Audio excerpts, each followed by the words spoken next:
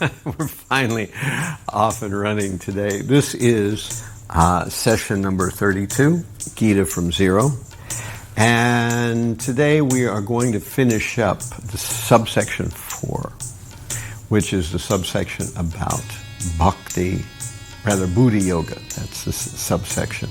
And these are some of the items we hope to cover today: devotional service, entanglement and fruitive activities, qualifications for the spiritual world,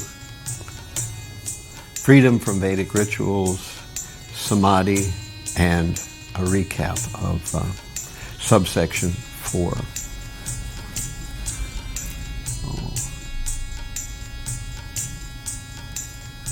This is where we're going next week. We're going to do 9. Today is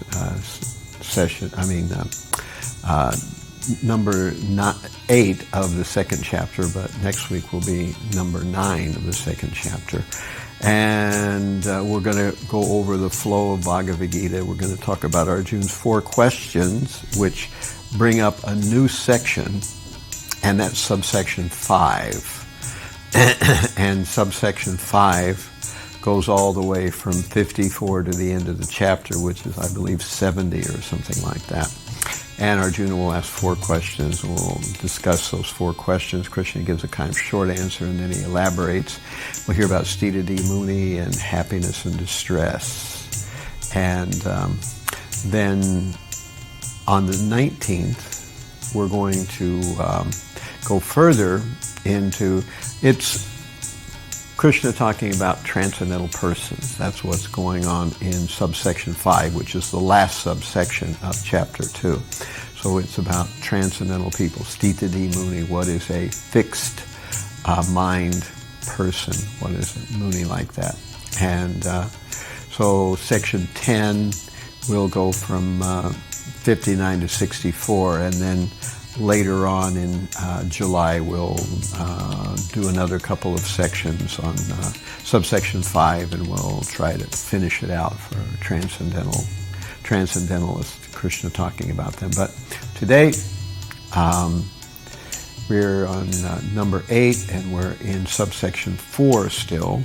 We're ending up for subsection 4. We'll go from 49 to 53, and that's our plan. Here is another overview of that section, chapter 2, session 32, part 8, from 49 to 53, and we're in the Buddhi-Yoga Sub-Section. And these are our topics: devotional service, entanglement in fruitive activity or fruitive action, qualifications for the spiritual world, freedom from Vedic literature, freedom from Vedic rituals, samadhi, and then a recap of subsection 4. That's today. So here is I always try to do an overview before I start. So this is subsection 4, Buddhi-Yoga, and as we were just talking about in subsection 5, we're going to hear about Krishna speaking about transcendentalists and answering Arjuna's 4 questions. That goes from 54 to 72. That's beginning next week. But today we're ending up Buddhi-Yoga, the Buddhi-Yoga section from today. We're going to go from 49 through 53, although the whole thing runs from 39 to 53. Okay. Here are our verses to start off with today. Here's 49. This group of verses, 49 to 51, 49 to actually 53 today. This got 2 slides, so we'll go going to 51, then we're going to go 52 and 53 in the next slide today. Those 2 slides all basically cover the idea of working without becoming entangled, and in other words, working without accepting the fruits of action. And I've made a point already a couple of times that Arjuna hears it, but he doesn't get it, because in chapter 3, Arjuna returns to this question. And again in chapter 5, he returns to this question. But in one sense, everything you need to know is right here, but Arjuna doesn't quite comprehend, and later on he asks other questions. So let's start off here with text number 49 of the second chapter. O Dhananjaya, keep all abominable activities far distant by devotional service. In that consciousness, surrender unto the Lord. Those who want to enjoy the fruits of their work are misers. So, Dhananjaya, keep all abominable activities far distant by devotional service. And in that consciousness, surrender unto the Lord. Those who want to enjoy the fruits of their work are misers. This particular verse, since Arjuna has made the point that he's afraid that if he engages in the warfare, that will cause improper or sinful action. But as we see in this verse, Krishna says quite the contrary, that what's actually going to happen is that by surrendering to the service that's in front of him as being a warrior, that will free him from implication in sinful act, not the other way around. Rather than if he fights, he won't be incurring sinful action. Rather, instead, he will be getting the fruits of his action in a sinful way if he decides to not fight. So that's 49. And in general, we can see that because we're engaged in positive activity, we're trying to please the Supreme Lord, then what will happen instead of becoming caught up in the ill effects of sinful action, we will engage in positive activity. So a positive always precludes the entanglement in sinful life. So this is what Arjuna is being told by the Lord, that those keep all abominable activities far distant by devotional service. So for a positive action of devotional service, we will not find ourselves implicated in sinful action. So we'll keep abominable activities distant by performing that action, devotional service. 50. A man engaged in devotional service rids himself of both good and bad action, even in this life. Therefore, strive for yoga, which is the art of all work.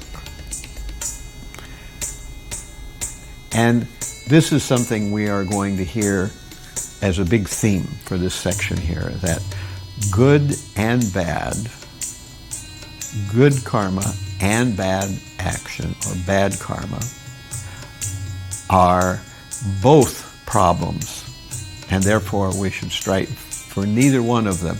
And in chapter 3, we're going to learn that this is actually called akarma, or non-karmic action. So we have non-karmic action, which is not either good karma or bad karma. And we're going to talk about this Ferris wheel of good and bad karma, and this will make it a little more easy to digest, this concept. But if one tries for good karma, one will be entrapped. And certainly if one acts in a way that you get bad karma, that's certainly going to entangle you into undesirable action. So yoga means to strive to serve the Supreme Lord, which is called devotional service, or Bhakti-Yoga, or in this case it means Buddhi-Yoga. That's what Krishna is calling it in this particular subsection.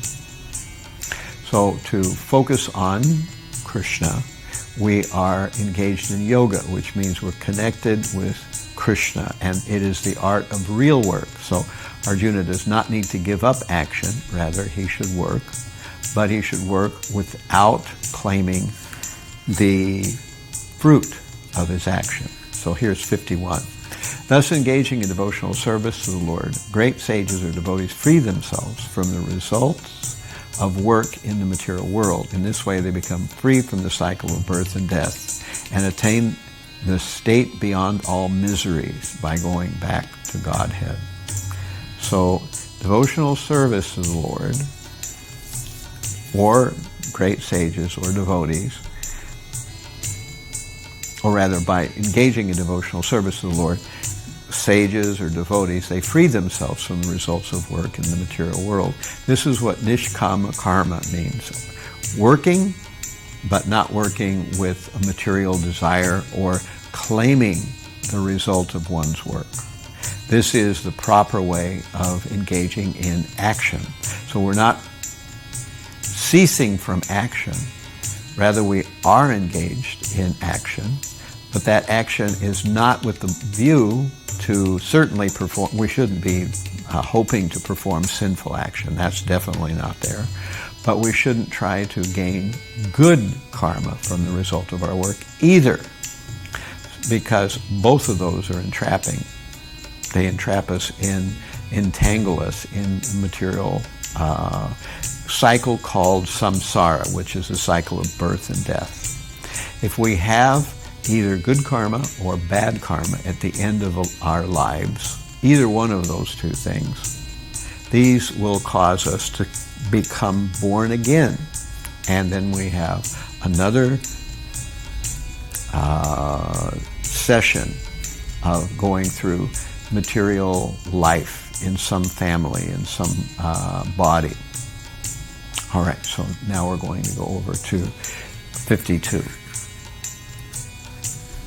So 52, when your intelligence is passed out of the dense forest of delusion, you shall become indifferent to all that has been heard and all that is to be heard.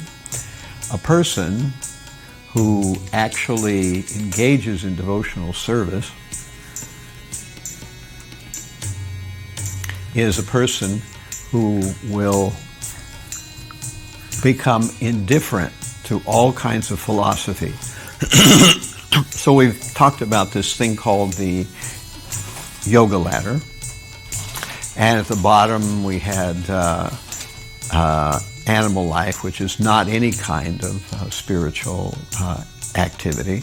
Then we have karma kanda, then we have karma yoga, then we have jnana yoga, then we have ashtanga yoga, then finally we have bhakti yoga. So each one of these things is better than the previous one.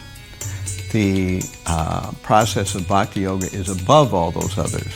So if a person is already in bhakti yoga, they don't need to go back to anything else. They don't need to regress into following karma kanda or following jnana activities or any of those kind of things, or even perform yogic activities. One is already at the highest possible level of spiritual life. And again, as we said last week, someone can say, well, that's just your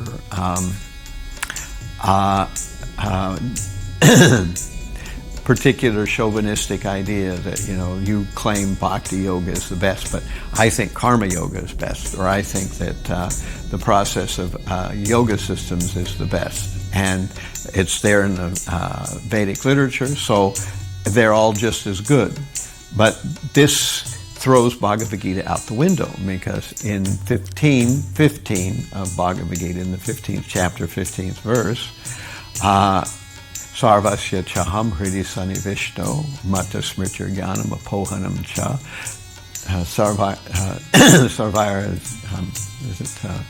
Sarvasya chaham hridi sanivishto mata smritir jnanam apohanam cha Vedas cha sarvairaham eva vedyo vedanta krit veda vedeva chaham. So Krishna is saying you can have knowledge, remembrance, or forgetfulness, and they all come from me. I'm seated in the heart. And then Krishna says that I am the Vedas to sarvairaham eva vedyo, that Krishna is the knower of the Vedas. He is the knower of all the Vedas. And he is the source of the Vedas. So he's the goal of the Vedas, the source of the Vedas, and the knower of the Vedas. So he's saying that I am the goal of the Vedas. So if one is not really focused on bhakti, then he's missed the point of the Vedas. The Vedas may talk about karma or jnana or these other things, but in 15:15, Krishna says what the goal of yoga is, or what the goal of spiritual life is of the Vedas. And the Vedas is not some kind of meditation. It's actually the process of devotional service. And of course, we also said that in 6th chapter, Krishna has described these other processes, and in the last verse, he pulls out what he wants Arjuna to do, which is yoga, but not meditational yoga, Bhakti-Yoga. All right, so that's 52. So when a person is finally in Bhakti-Yoga, he does not need to go back and review karma-kanda processes. He doesn't need to go back and review the various yoga systems of meditation, or the pranayama, or the bodily asanas. Does not need to review jnana and various arcane Vedic explanations of the nature of the details of how the mind works and how reality works. One is already at the highest level.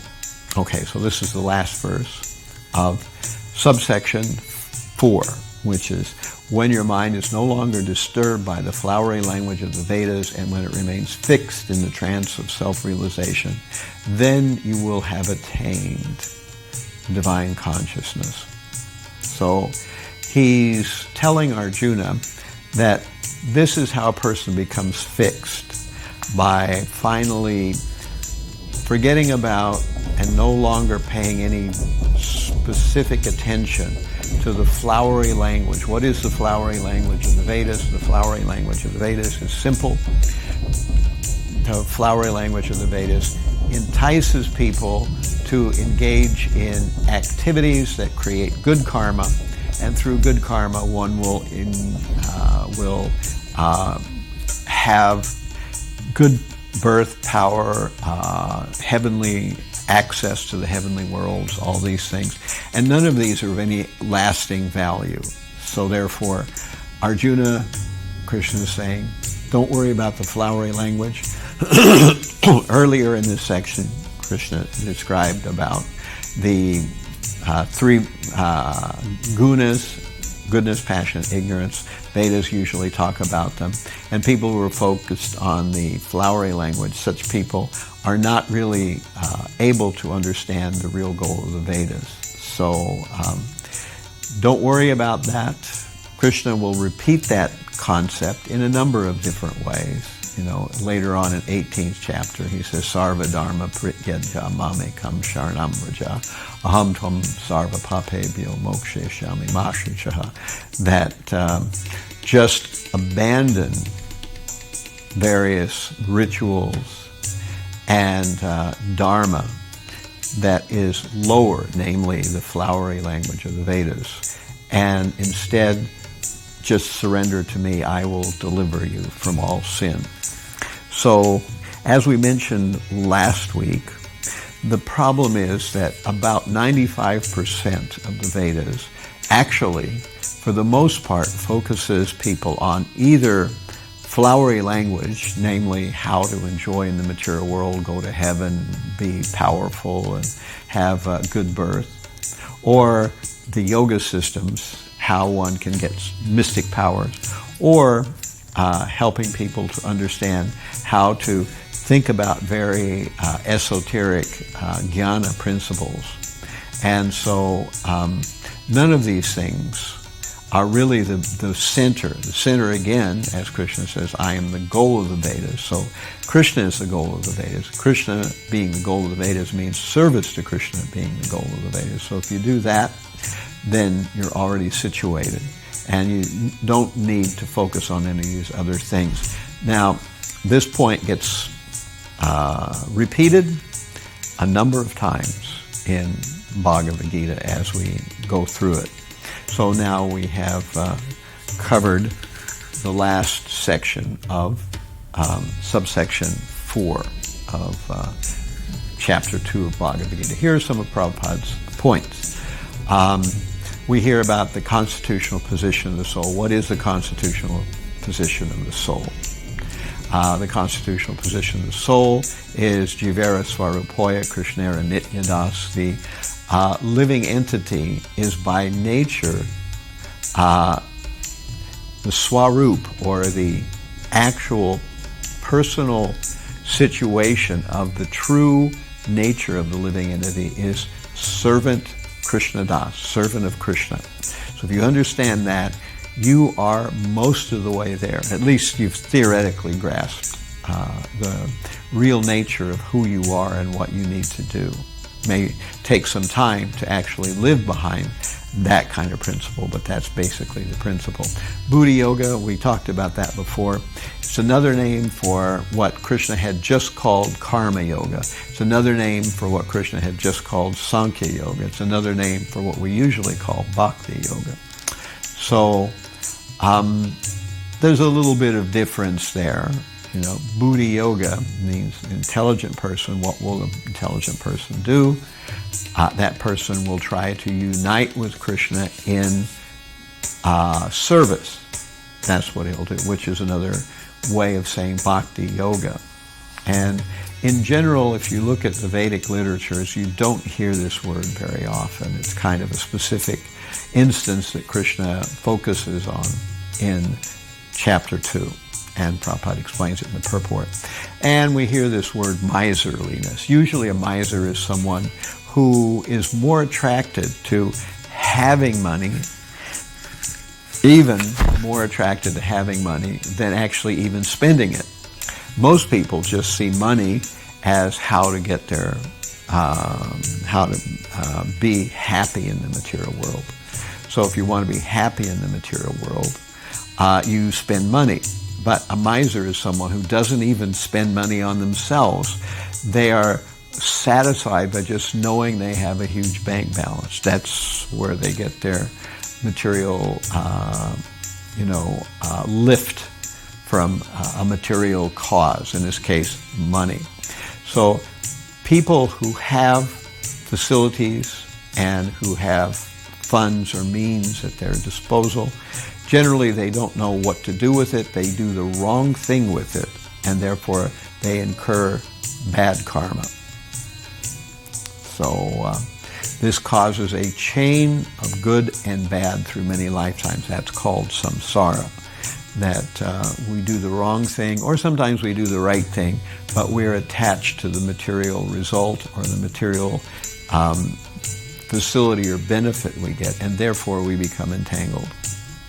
So there's a verse in Srimad Bhagavatam that talks about all the problems in the material world can be overcome very easily, just as a person steps over the amount of water that we would find in not just a cow's hoofprint, but a calf's hoofprint. So how difficult is it to step over the water in something the size of a little calf's hoofprint?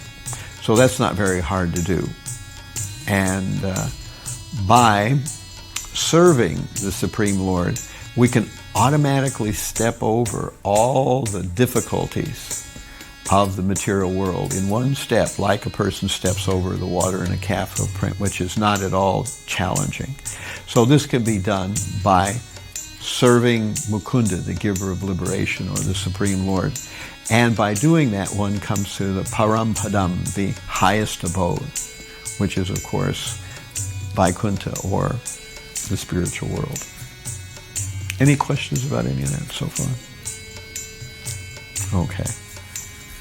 So, ignorant people try to adjust the material world for their happiness. Instead of trying to surrender to the Supreme and engaging devotional service, their full effort, their full energy is fixed on one goal, which is micromanaging, tweaking in very, very specific ways the material world according to their best guess as to what will create happiness for them. And this never really works out most of the time. What we think will make us happy usually doesn't, and even what we think will make us happy is very difficult for us to actually manage to accomplish. So misery is everywhere, and no matter whether a person has good karma or bad karma, of course if they have good karma they'll suffer less, but still one is subjected to misery, even if one has the best material karma, because that's the nature of the material world. And we are not on the same level as the Supreme Lord, as Vishnu. We are only very, very tiny. We have the ability to desire anything we want, but we are not able to cause to pass or to bring to existence anything we want. We can desire anything we want, but we can't necessarily cause whatever we want to happen. So therefore, only Vishnu can do that, not our everyday person. So we're going to, in a little bit, talk about Madhavendra Puri's quote, which he is talking about the flowery language of the Vedas. We just talked about this flowery language of the Vedas. So in a little bit, we're going to look at Madhavendra Puri's particular quote, which brings us all again into perspective. So these are some of the things that Burijan points up in his surrender unto him, or surrender unto me, surrender unto Krishna. And he's talking about how when a person is focused on karma, on how to get good karma, really the only thing they get is another lifetime. That's basically the real fruit of being focused on material good karma. If you're focused on that, what you're definitely going to get out of that is a chance to be born again. And that's not at all really desirable. The art of work is to be free from karma and vikarma. This will be again revisited in Chapter 3 and to some extent in Chapter 5. So the art of work is to work in such a way where we accrue neither good karma or bad karma. And mostly jnanis try to become free by renouncing work itself, by trying to live in a secluded way with all restrictions from any kind of action, which they conclude will be the most purified way of existence, but it's not, because we can't stop the mind. So renouncing work is not really practical, and it doesn't achieve what we hope it will achieve. So the jnanis fail and the karmis fail. The karmis want sense gratification, so all they get is birth and death. The jnanis want to become merged with the Brahman, and that also doesn't end up with them in a particular situation that frees them from birth and death. They may actually become one with all-pervading one, but because we cannot be satisfied being merged, we eventually come out of that oneness with the Supreme, with the Brahman, with the white light, and as a result then we come back into the world, and as Prabhupada usually puts it, that we become philanthropists or welfare workers or open hospitals, or become the founders of various political parties that try to do some good for the world. All these things are not the activity of those who want to really please the Supreme Lord. So we should rather work with detachment. And there is an analogy that Burijan uses about mercury, that mercury is usually regarded as a poison. But in the hands of an Ayurvedic practitioner, mercury can be done in such a way that it actually has curing properties. So what that is, I don't know, but at any rate. At least that's there in the Ayurvedic system. So Vishwanath Chakravarti Thakur tells us that detached work leads to knowledge. So if we work but we're attached to the goal, we will not get knowledge, nor will we become unentangled. We will continue to be entangled and we'll continue to be confused. But if we act with detachment, in other words, we're giving up the fruits of our action, then we will get both knowledge and we will become unentangled with material nature, the binding effects of good and bad action. So karma and vikarma both are binding. Vikarma is really seriously binding in the wrong way. And karma, good karma, is also binding, but it's also binding, but not maybe as seriously problematic as vikarma. But again, you will be forced to take another birth in the material world. So we've talked about karma kanda before, which is the texts of the Vedas, which explain to us how to enjoy and get good birth and power. This is the flowery words of the Vedas, and how we can enjoy and enter into the heavenly worlds. But all these things are not really the goal of the Vedas. They're not really worth the effort that people expend on trying to get them. So we also hear in this section about how by one fighting while at the same time using buddhi or intelligence, then one gets vyavasayatmaka buddhi, or one-pointed intelligence. So of course the question is, can we completely forget about Vedic literature, rituals? Can we completely forget about Vedic literature? And if we do so, will there be some negative effect? And this is where we come to Madhavendra Puri's statement here.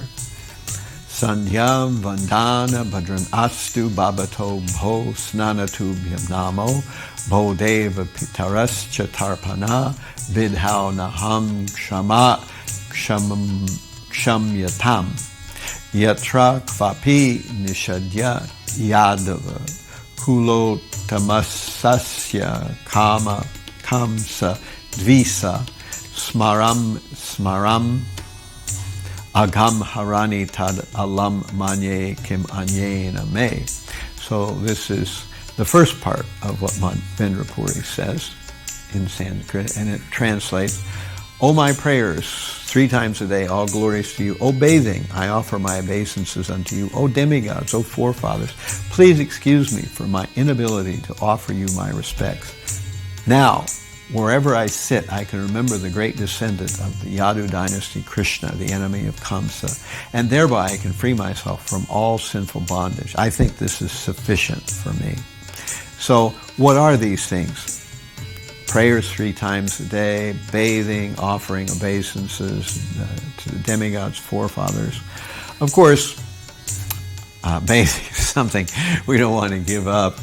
However, these ritual bathings that sometimes happen many, many times a day are a part of the process of karma kanda, these various rituals that are done to fulfill Vedic requests or Vedic requirements.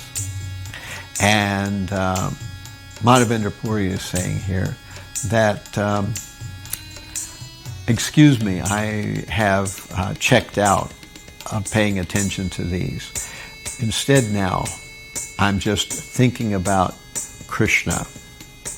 And I think that's what I really need to do. So this is what Bhakti-Yoga comes to the conclusion of, that we don't need to pay attention to these rituals.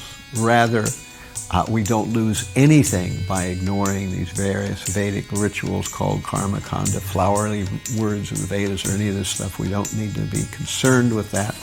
But by engaging in serious devotion to the Supreme Lord, then that's sufficient. Of course, if we're not going to be serious about devotion, then at least we've got to do some of these other karma kanda things, because then we'll be involved in sinful action, which is bad.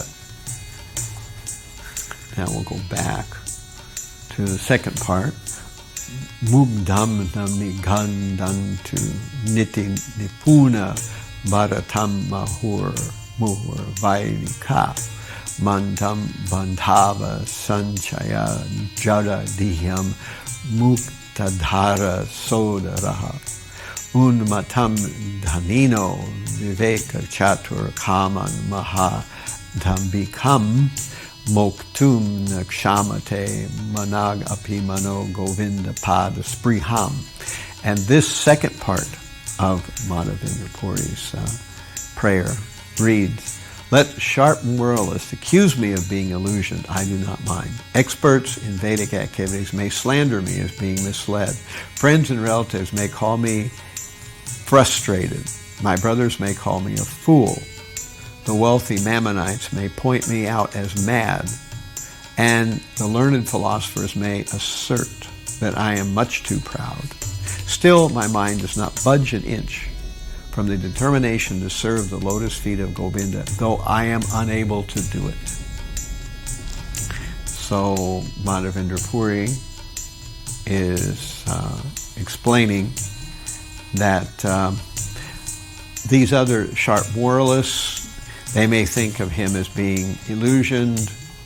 Experts in Vedic fruitive activities may say that I'm misled. Friends and relatives may call me frustrated because I'm not getting my material desires fulfilled. My brothers may call me a fool. Those who have money and means may point me out as mad. And learned philosophers may assert that I am too proud to not submit myself to these various rituals. But he's saying, still, I am not budging an inch from my determination to serve Krishna as my main goal, although I feel that I am unable to do it properly. And that's the nature of devotees, that we know what it's all about to try to serve the Lord, how difficult it is to do, yet we do not divert ourselves to some other course of action. So this is Madhavendra Puri. Any question about that? So Madhavendra Puri, good. So Madhavendra Puri is describing this process. And of course, he was very focused on pleasing the Supreme Lord.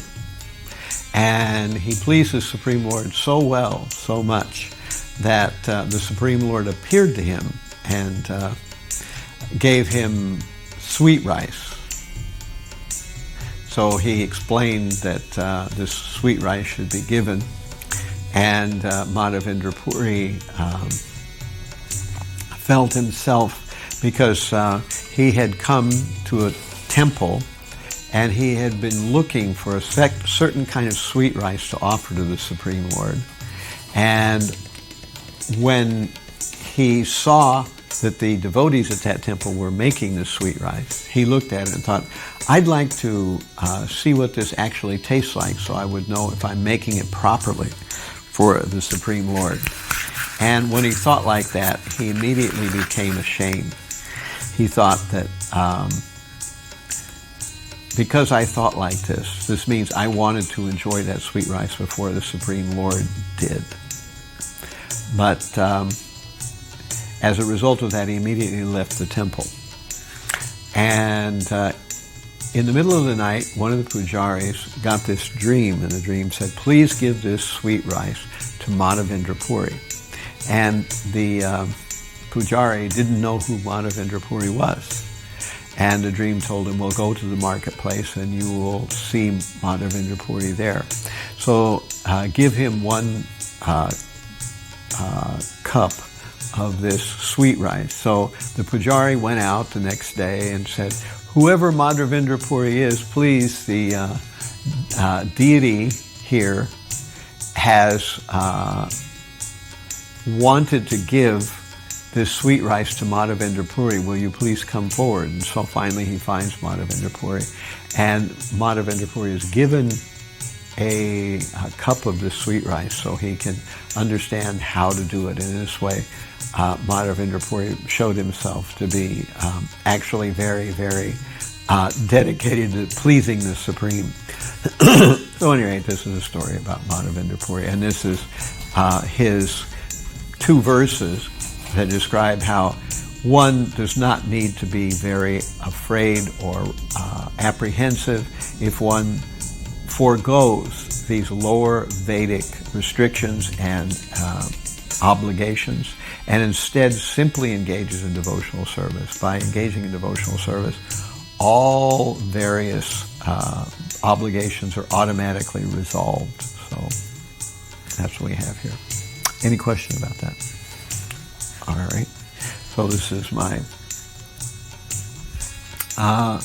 wheel of karma, Ferris wheel of karma, I call it here. So you'll notice there are these certain 10 different positions. And like a Ferris wheel, you start at the bottom, and the Ferris wheel turns, and then it comes back to where it was.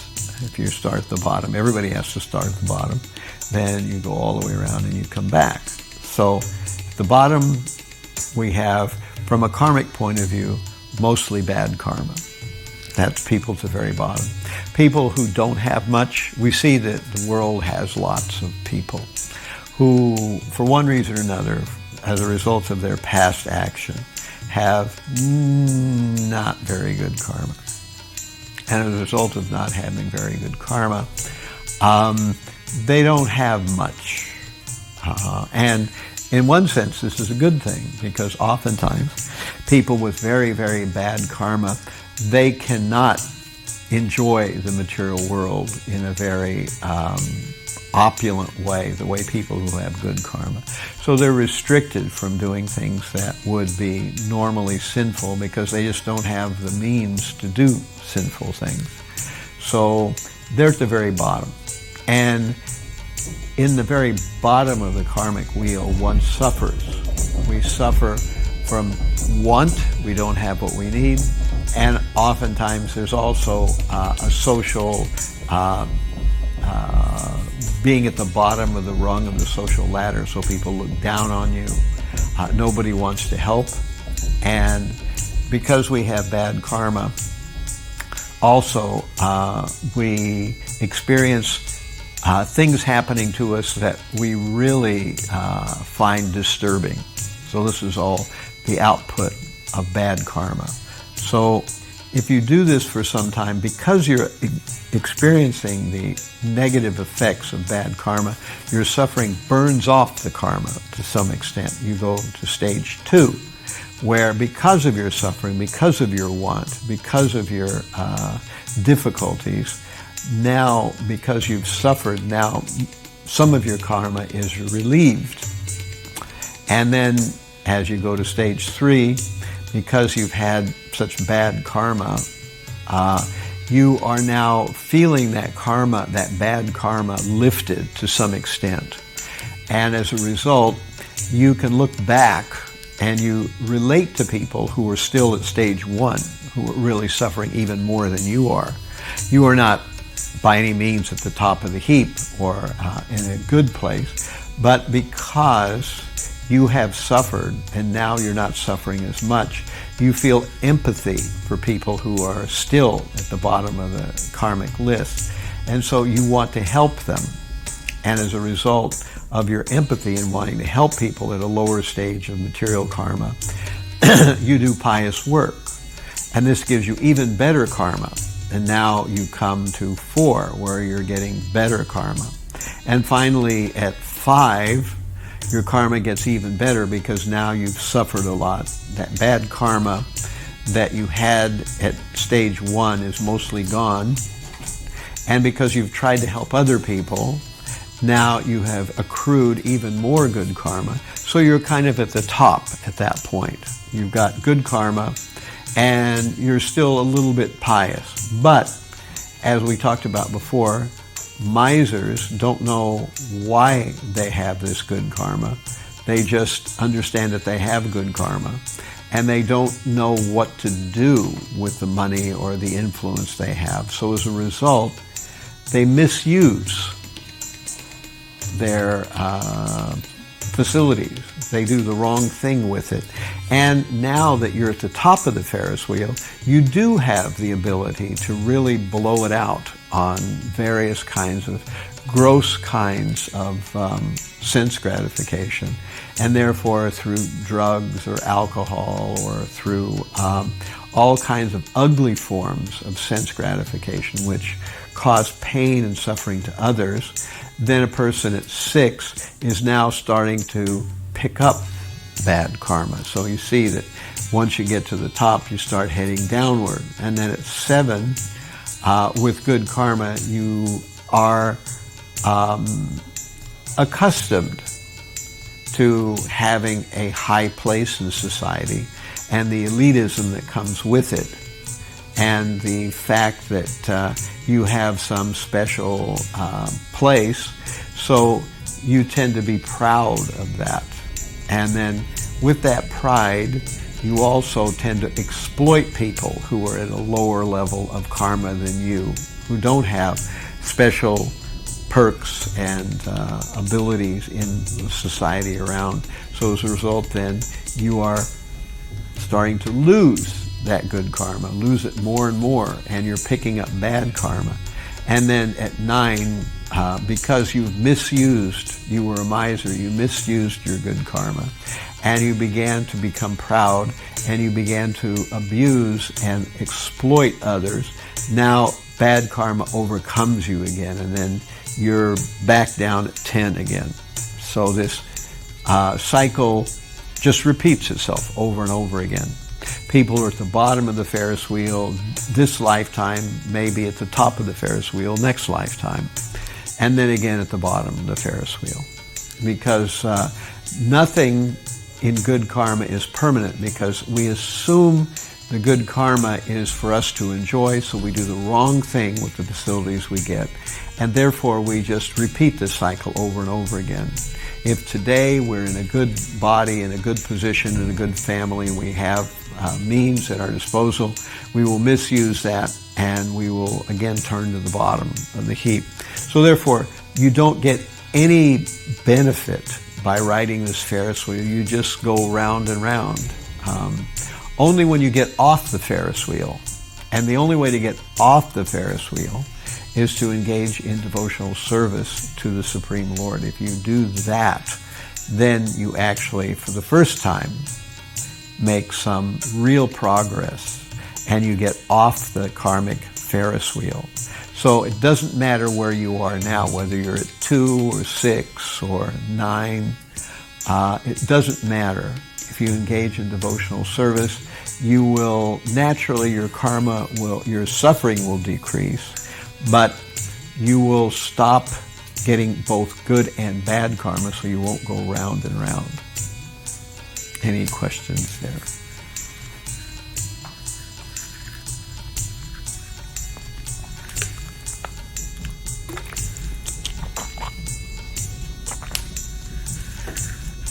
And this is why in the Vedas this cycle is of no interest to devotees.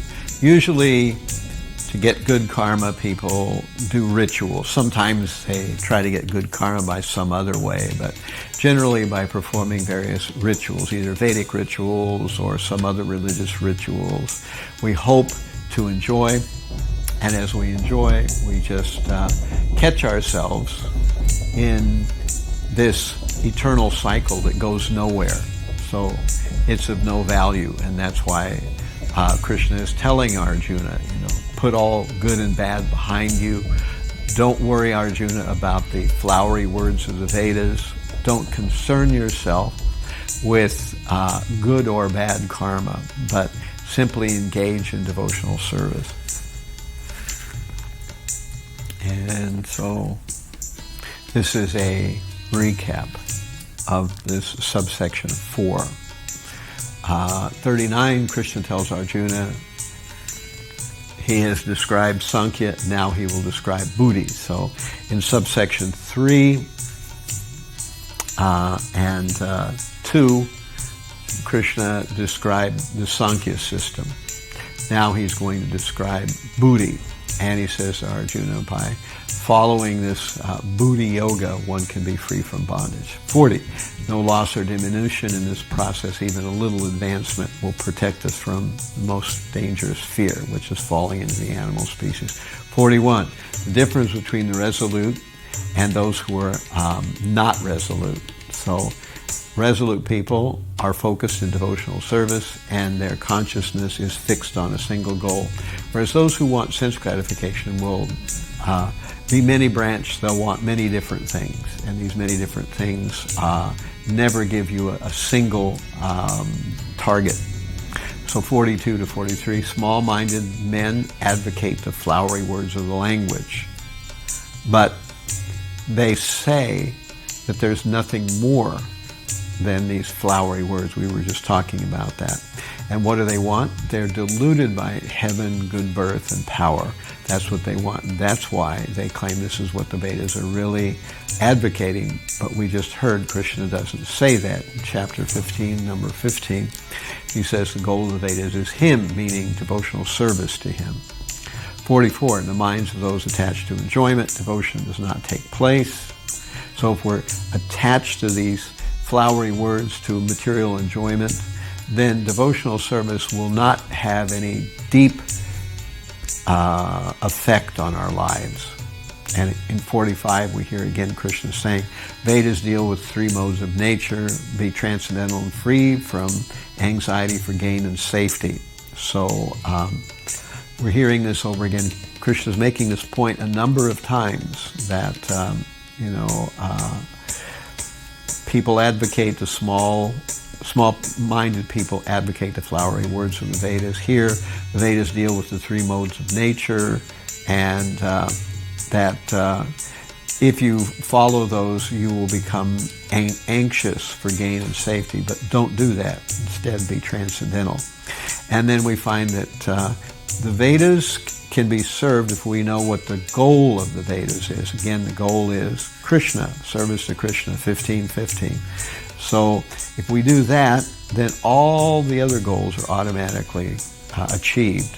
This is Buddhi-Yoga section. This is a section that we're finishing today. And this is the last part of Buddhi-Yoga. You have a right to your duty, but not the result. Do not consider yourself to be the cause, and do not fail to perform duty. So Arjuna has a right to his duty, but he can't claim the result for himself. And if he performs his duty equipoised, free from thoughts of success or failure, this is a type of yoga. Yoga means union or connection. And with who? Yoga means connecting with the Supreme, with Krishna. And today we read, keep abominable acts far by devotion. Those who want to enjoy the fruits of their work are misers. So you want to enjoy the fruits of your work, but the fruits of your work are meant for the Supreme Lord. And if you at least give up some of the results of your work, then you are gradually becoming unattached. You're gradually becoming a non-miser. Devotion rids of both good and bad action, therefore strive for yoga. So what Arjuna is supposed to do is not stop working, but stop working with the intent of getting either good or bad karma. By devotion, devotees are freed from karma. This is how to become freed from the cycle of birth and death. So unless you break the Ferris wheel of karma, you will go round and round in this cycle of samsara, of birth and death. So intelligence, when it's passed out of the forest of illusion, one becomes indifferent to all other philosophies. This is what is meant by recognizing the goal, which is devotional service. If you're there, all other philosophies are of no particular value. You don't have to study them. You don't have to understand them in great detail. Rather, just engage in Bhakti-Yoga. And again, the final verse of this Buddhi-Yoga section, which we're ending today. Free your mind from the flowery language of the Vedas and fix yourself in trance of self-realization, which is the same as attaining divine consciousness. So, flowery words of the language, no. Devotional service, yes. The goal of the Vedas is not flowery language, not material good karma, The goal of the Vedas is to learn how to serve the Supreme Lord. So, any final questions or comments? Okay, so this is again what we're up to next week.